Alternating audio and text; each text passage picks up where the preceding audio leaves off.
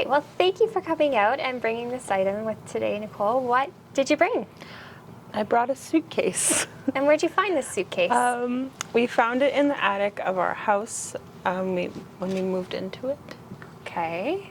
Was it kind of tucked away in the back, or did it take some effort to find? It did take some effort.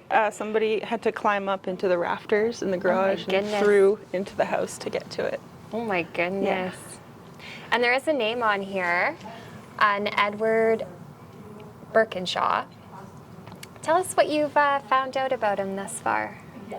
And about what's on here too, by the way. So, what I found out? Yeah, with the ship.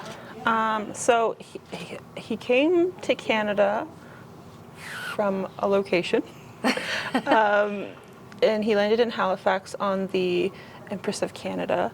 I was trying to find out information about him, and the only thing I could really find out is that the ship he was on was an actual ship, and it changed, like it retrofitted the year after he got here. So the name of the ship changed.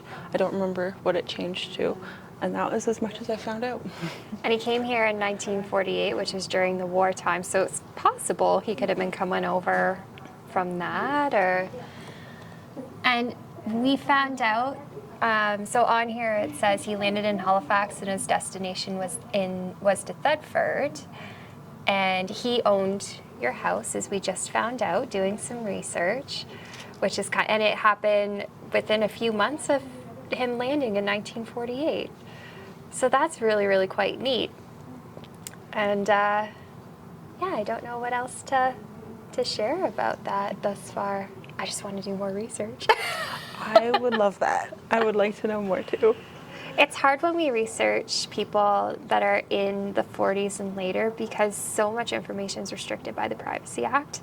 So as I just found out earlier, they do have death records to 1949 online, so we might be able to find a death record or two.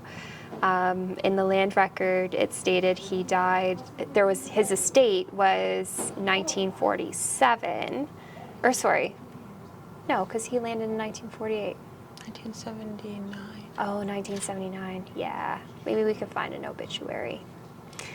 But it would shed a little bit more light on him. But yeah, for the most part, we probably won't find any vital statistic records, unfortunately.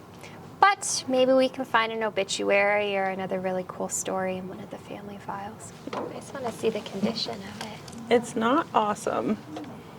But for being in an attic for probably 30 plus years, considering they lived there for 30 years, it's actually not that bad. Sorry. The paper's pretty good on the inside.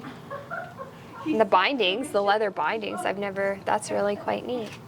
A little rusty on the outside, but that's to be expected when it's in an attic. That's really good condition overall.